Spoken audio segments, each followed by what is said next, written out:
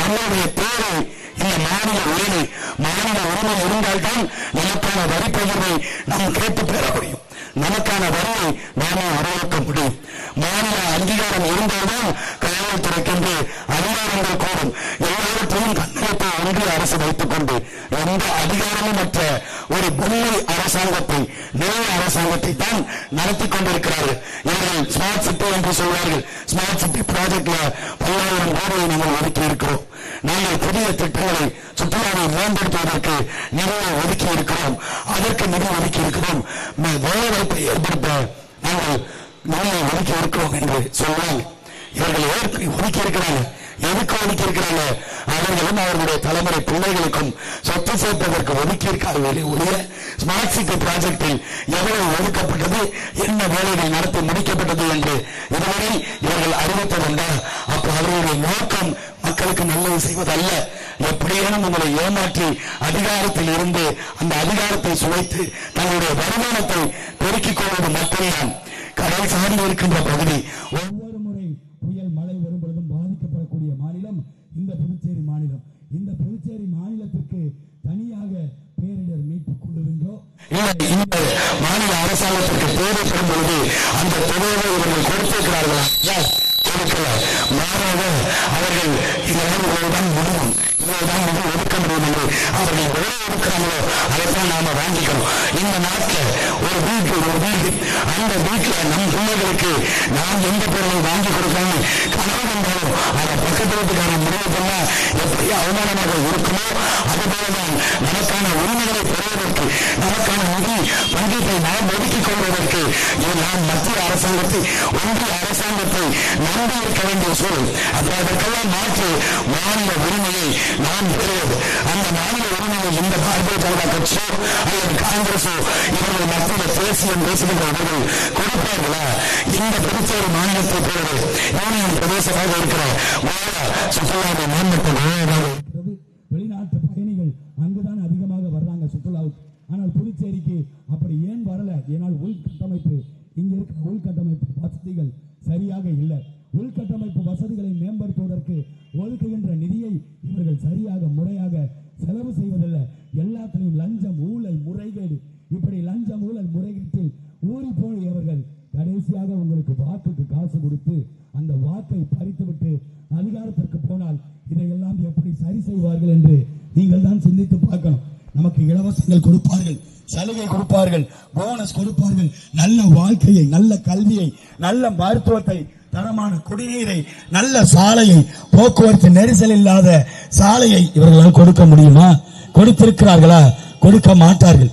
75 ஆண்டு காலம் நாம் விடுதலை பெற்ற இந்திய தேசத்தில் வாழ்கிறோம் என்று பேசுகிறோம். ஆனாலும் நாம் இன்னைக்கு இந்த ஆட்சியாளர்களுக்கு அடிமையாகத்தான் வாழ்கிறோம். மாற்று இவர்களுக்கு பாரதிய ஜனதா கட்சி 10 ஆண்டுகளுக்கு மேலாக ஆட்சியில இருக்கிறது. இன்னைக்கு மாநிலத்தை ஆளக்கூடிய கட்சிகள் அவர்களோடு கூட்டணியில் இருக்கிறார்கள். கூட்டணியில் இருந்தாலும் நம்முடைய மாநில உரிமை அவர்களால் பெற முடியாது. அதே போல மாற்றி வரக்கூடிய அடுத்த எதிரில் நாங்க தான் இருக்கோம், நாங்கள் தான் வலுவான எதிர்கட்சி என்று பேசுற காங்கிரஸ் கூட்டணி, அவர்கள் அதற்கு முன்பாக 10 ஆண்டுகள் ஆட்சி அதிகாரத்தில் இருந்தார்கள். அவர்கள் அதை சரி செய்தார்களா? மாநிலத்துக்கான உரிமையை பெற்றுக் பாரதிய ஜனதா கட்சியுடைய கூட்டணி வந்தாலும் சரி, காங்கிரஸ் கூட்டணி கட்சி வந்தாலும் சரி, 2 பேருக்கும் ஒரே நிலைப்பாடுதான். புதுச்சேரி மாநிலத்திற்கு தனி மாநில அந்தஸ்து கொடுக்க கூடாது, கொடுக்க மாட்டார்கள். அதை நாம் தான் போராடி பெற வேண்டும். இந்த வேலை வாய்ப்புகள் உருவாக்கப்பட புதிய வேலை வாய்ப்புகளை பன்னாட்டு முதலாளிகள் அவர்கள் தான் கொடுப்பார்கள் என்றால் அரசுடைய வேலை இல்லை. அரசு வேலை வாய்ப்பை ஏற்படுத்தாது, அரசு பள்ளியில் கல்வியை கற்றுக் கொடுக்காது, அரசு மருத்துவத்தை சரியாக பார்க்காது, அரசு மக்களுக்கு குடிநீர் விநியோகம் செய்யாது. எல்லாவற்றிலும் தனியார், போக்குவரத்து துறை தனியார், போக்குவரத்து இதுவும் தனியார் மயம். இப்படி எல்லாமே தனியார் மயத்துக்கு போய்விட்டால், ஹார்பர் துறைமுகங்கள் கட்டுவது தனியாருக்கு, எல்லாமே தனியாருக்கு போய்விட்டால் அரசாங்கத்தினுடைய வேலை என்ன? ஒன்றிய அரசாங்கம் திட்டமிட்டு இந்த நிலப்பரப்பை, இந்திய நிலப்பரப்பை வெளிநாட்டு பன்னாட்டு முதலாளிகளுக்கு கூறு போட்டு ஏலத்திற்கு விற்பது போல விட்டுக் கொண்டிருக்கிறார்கள். இந்த நிலையை மாற்றுவதற்கு உங்கள் பிள்ளைகளுக்கு நீங்கள் வலிமை சேர்க்கணும். இந்த ஒரு கையங்களவு இடம்தான் நம்மளிடத்திலே உள்ளது. தமிழ்நாடு புதுச்சேரியை தாண்டி தமிழர்களுக்கு என்று சொல்லும் அளவிற்கு இடமில்லை. இந்த இடத்தை மறுபடியும் இவர்கள் ஆட்சி அதிகாரத்திற்கு வந்தால் விட்டு தீர்த்து விடுவார்கள். பன்னாட்டு நிறுவனங்களுக்கு எழுதி கொடுத்து விடுவார்கள். நமக்கு வேலை வாய்ப்பு கொடுத்திருக்கிறார்களா? வெளிநாட்டு நிறுவனங்கள் வருது. வட மாநிலத்தோட எண்ணிக்கை அதிகமாயிருச்சு. இங்க தமிழ்நாடு புதுச்சேரியில அதிகமாக வடவர்களுடைய எண்ணிக்கை அதிகமா இருக்கு. அப்ப நமக்கான பொருளாதாரம், நமக்கான வேலை வாய்ப்பு, நமக்கு என்ன கொடுப்பார்கள்? இதுவரை இவர்கள் கொடுத்திருக்கிறார்களா? வேலைக்கேற்ற சம்பளத்தை கொடுத்திருக்கிறார்களா? எதையுமே இவர்கள் கொடுக்க மாட்டார்கள். வாக்குறுதிகள் மட்டும் தேன் வந்து காதுநிலைங்கிற மாதிரி தேனா அள்ளி ஊட்டுவார்கள். வாக்குறுதியை நிறைய சொல்லுவாங்க. நாங்க அடுத்த ஆட்சிக்கு வந்துட்டு அதை பண்ணிடுவோம். புதுச்சேரி மாநிலத்தை சிங்கப்பூர் தேசம் போன்று மாற்றி விடுவோம். இங்க புதுச்சேரி மாநிலத்தில் சிங்கப்பூர்ல இருப்பது போல தொழிற்சாலைகளை நாங்கள் மேம்படுத்திடுவோம், சாலைகளை மேம்படுத்திடுவோம், நீர் வடிகால்களை மேம்படுத்திடுவோம் சொல்வார்கள். செய்திருக்கிறார்களா? ஆனால் நாங்கள் உங்கள் பிள்ளைகள் ஒரு கனவோடு நிற்கிறோம். இந்த மாநிலத்தை இந்த பலம் கொள்கின்ற மாநிலமாக மாற்ற வேண்டும் என்ற கனவோடு நிற்கிறோம். நிலமும் வளமும் சார்ந்த தொழிற்சாலைகள், அதன் கொண்டு வாழுகின்ற ஒரு வாழ்வு, அதிலிருந்து பொருளாதாரம், அதிலிருந்து நல்ல வாழ்க்கை. நாங்கள் இப்படி ஒரு கனவை வைத்திருக்கிறோம். ஆனால் இவர்கள் அவர்கள் கனவை நினைவாக்க, அவர்கள் பணம் சம்பாதிக்கத்தான் இந்த களத்தில் நிற்கிறார்கள். நீங்கள் யாருக்கு வாக்கு செலுத்த வேண்டும் என்று சிந்தித்து பாருங்கள். நாங்கள் சொல்வது உண்மையா பொய்யா என்று பாருங்கள். எல்லாமே கல்வி ஒன்றிய அரசு கையில இருக்கு, மருத்துவம் ஒன்றிய அரசு கையில இருக்குது, போக்குவரத்து ஒன்றிய அரசு கையில இருக்கு, காவல்துறை சட்டம் ஒழுங்கு ஒன்றிய அரசு கையில இருக்கு. அப்புறம் எதற்கு முதலமைச்சர்கள், எதற்கு இங்கே அமைச்சர்கள் இந்த மாநிலத்திற்கு, எதற்கு இந்த அதிகாரம், எதற்கு அவர்களுக்கு சம்பளம்? அதற்கு சாத்தியப்படுத்துவதற்கு அதிகாரிகள் இருந்தாலே போதுமே. அப்ப அதிகாரிகளை தாண்டி இங்கு முதலமைச்சருக்கு நல்ல அங்கீகாரம் இருக்கிறதா? அதிகமான வலு இருக்கிறதா? இல்ல அவருக்கு அதிகமான அதிகாரங்கள் கொடுக்கப்பட்டிருக்கா? எதுவுமே இல்லை. எல்லாமே மத்திய அரசு கையில தான் இருக்கும். மாநில பட்டியலில் இருந்த கல்வியை மத்திய பட்டியலுக்கு கொண்டு போனாங்க. அந்த பட்டியலில் இருக்கிற கல்வியை மாநில பட்டியலுக்கு கொண்டு வருவதற்கு இவர்கள் எடுத்த முயற்சி இதுவரை யாராவது பேச முடியுமா? மருத்துவம் மத்திய பட்டியலுக்கு போயிருச்சு, அதை மாநில பட்டியலுக்கு கொண்டு வருவதற்கு இதுவரை இவர்கள் எடுத்த முயற்சி ஏதாவது ஒன்று உண்டா? எதுவுமே இல்லை. எல்லாத்தையும் அவர்கள் இடத்துல கொடுத்துட்டு அவர்களிடம் அடிமையாக கை கட்டி நின்று நம் வாழ்க்கையை நடத்த வேண்டிய சூழ்நிலையில் தான் நாம இன்னைக்கு இருக்கிறோம். இதை மாற்றணும். சுற்றுலா மையத்தை மேம்படுத்தணும்னா சிங்கப்பூருங்கிற தேசத்தை எப்படி அங்கு லீக்வானியோ மேம்படுத்தினாரோ, எங்கு எந்த நாட்டு இளைஞருக்கும் அங்க வேலை வாய்ப்பு கிடைக்கும் அப்படின்னு உருவாக்கினாரோ, அப்படி புதுச்சேரி மாநிலத்தை இந்தியாவின் தலை சிறந்த மாநிலமாக மாற்றுவதற்கு உங்கள் பிள்ளைகளுக்கு நீங்கள் ஒரு வாய்ப்பை கொடுங்க. யார் யாருக்கோ வாக்கை செலுத்தி பார்த்தாச்சு, மாறும் என்று மாறும், இந்த மாதிரி மாறும், அடுத்த 5 ஆண்டு மாறும், அடுத்த 5 ஆண்டு மாறும் என்று மாற்றத்தை நம்பி நின்ற மக்கள், ஏமாற்றத்தை மட்டும் பரிசாக பெற்ற மக்கள், இந்த ஒரு முறை மாற்றி விவசாய சின்னத்தில் உங்கள் வாக்குகளை செலுத்துங்கள். எங்கள் கட்சி, நாம் தமிழர் கட்சியில் நாங்கள் ஆணுக்கு பெண் சமம் என்று 28 தொகுதிகளில் 14 பெண்கள் 14 ஆண்களை களத்தில் நிற்கிறோம். பெண்களுக்கு சம உரிமை கொடுத்து பெண்களை அதிகாரம் மையப்படுத்தினால்தான் பெண்களுக்கான பிரச்சனைகளுக்கு பெண்களே தீர்வு காண முடியும். இந்த நாட்டில் பெண்களுக்கு எதிரான குற்றச்சம்பவங்கள் இவ்வளவு அதிகமாக நடக்கிறதுக்கு காரணம் பெண்கள் அதிகாரத்தில் இல்ல. அந்த அதிகாரத்தை கொடுக்கின்ற ஒரே கட்சி நாம் தமிழர் கட்சி தான். நாங்கள் நெஞ்சை நிமித்தி தோலை தூக்கி காலரை தூக்கி விட்டு சொல்வோம், பெண்களுக்கு சம வாய்ப்பு கொடுத்தது நாம் தமிழர் கட்சி மட்டும்தான். இந்த பூமி பந்திலேயே எங்களை தாண்டி யாராவது கொடுத்திருக்கிறார்களா? அப்படி கொடுக்கிறதுக்கு அவர்களுக்கு மனம் வருமா? வராது. ஏனென்றால் பெண்கள் நான் அடிமை, அவர்கள் அடிமையாகத்தான் இருக்கணும். இப்படி அவர்களுடைய சிந்தனை மாறி போயிருக்குது. ஆனால் பெண்கள் அரசியல் குரல வீட்டை நிர்வகிக்க தெரிந்த பெண்ணால் இந்த நாட்டை நிர்வகிக்க முடியாதா? அப்படி ஒரு மாற்றத்தை நீங்கள் உங்களிடத்திலிருந்து தொடங்குங்கள். மாற்றம் எப்போது வரும் என்று எதிர்பார்த்து காத்திருக்காதீர்கள். மாற்றத்தை இந்த 2026 சட்டமன்ற தேர்தலில் இந்த புதுச்சேரி நிலத்திலிருந்து நீங்கள் தொடங்குங்கள். கட்டாயம் மாற்றம் நிகழும். மாற்றத்தை விரும்பும் மக்கள் விவசாய சின்னத்திற்கு வாக்களித்து வெற்றி பெற செய்யுங்கள். எங்களுடைய வெற்றி உங்களின் வெற்றி, இந்த மக்களின் வெற்றி, இங்கு படிக்கின்ற மாணவர்களுடைய வெற்றி, இங்கு வேலைக்கு ஏங்கி காத்திருக்கின்ற இளைஞர்களுடைய வெற்றி. நாங்கள் வெற்றி பெற்றால் நிலமும் வளமும் சார்ந்த தொழிற்சாலைகளை உருவாக்கி அந்த தொழிற்சாலைகளில் அவர்களுக்கு வேலை வாய்ப்பை நாங்கள் ஏற்படுத்தி கொடுப்போம். இங்கு விவசாயம் அரசு பணி என்று சொன்னால் கிண்டல் பண்றான், கேலி பண்றான், நக்கல் பண்றான், நையாண்டி பண்றான். விவசாயம் ஏன் செய்யக்கூடாது? படித்தவர்கள் விவசாயம் செய்யக்கூடாதா?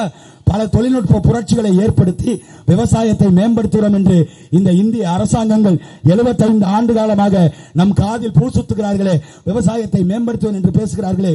அப்ப அவர்கள் செய்தது என்ன? விவசாயம் ஏன் அரசு பணியா மாறக்கூடாது? ஏன் அதை கேவலமா பார்க்கணும்? ஒரு நிறுவனம் செல்போன் தயாரிக்கலாம், ஒரு நிறுவனம் கார் தயாரிக்கலாம், ஒரு நிறுவனம் செல்போன் உதிரி பாகங்கள், கார் பாகங்கள் எல்லாத்தையும் தயாரிக்கலாம், அங்கு நம் பிள்ளைகள் வேலை செய்யலாம். ஆனால் அடிப்படை தேவையான சோத்தை விளைவிக்கின்ற விவசாயி, அந்த விவசாயத்தை நாம் பார்க்க கூடாது என்பது எப்படி ஒரு அவமானகரமான வேலையாக மாற்றி நிறுத்தியிருக்கிறார்கள். இதை மாற்றுவதற்கு நீங்கள் எங்களுக்கு வாக்கு செலுத்திதான் ஆக வேண்டும். விவசாயமும் ஆடு மாடு மேய்த்தலும் இவர்களுக்கு பொருளாதாரம் எங்க இருக்குன்னு தெரியல. ஆண்டொன்றுக்கு பாலின் சந்தை மதிப்பு 3 லட்சம் கோடி. அந்த 3 லட்சம் கோடி வருவாயை அரசாங்கம் தன்னகத்தை வைத்திருந்து நாட்டு மக்களுடைய நலத்திட்டத்திற்கு அவர்கள் பட்ஜெட் போட்டா நாட்டு மக்களுக்கு எவ்வளவோ செய்யலாம். பள்ளி கல்வியை இலவசமா கொடுக்கலாம், மருத்துவத்தை இலவசமா கொடுக்கலாம், குடிநீரை இலவசமா கொடுக்கலாம். ஆனால் அதையெல்லாம் விட்டுவிட்டு சாராய பொருளாதாரத்திலே மற்ற பொருளாதாரத்திலையும் காசை எடுத்து உலக வங்கிகள்கிட்ட கடன் வாங்கி, ஒன்றிய அரசு கிட்ட கடன் வாங்கி இலவசங்கள் அறிவிப்பதன் மூலியமா எந்த பயனும் இல்லையே. 75 ஆண்டு காலமாக நீங்கள் ஆட்சி அதிகாரத்தில் இருந்து என்னையுமே எதை மாற்றி இருக்கிறீர்கள்? ஒண்ணுமே நீங்க மாத்தலையே. இன்னைக்கும் நாங்கள் கூலி தொழிலாளியாக இருக்கிறவர்கள் கூலி தொழிலாளியாக தான் இருக்காங்க.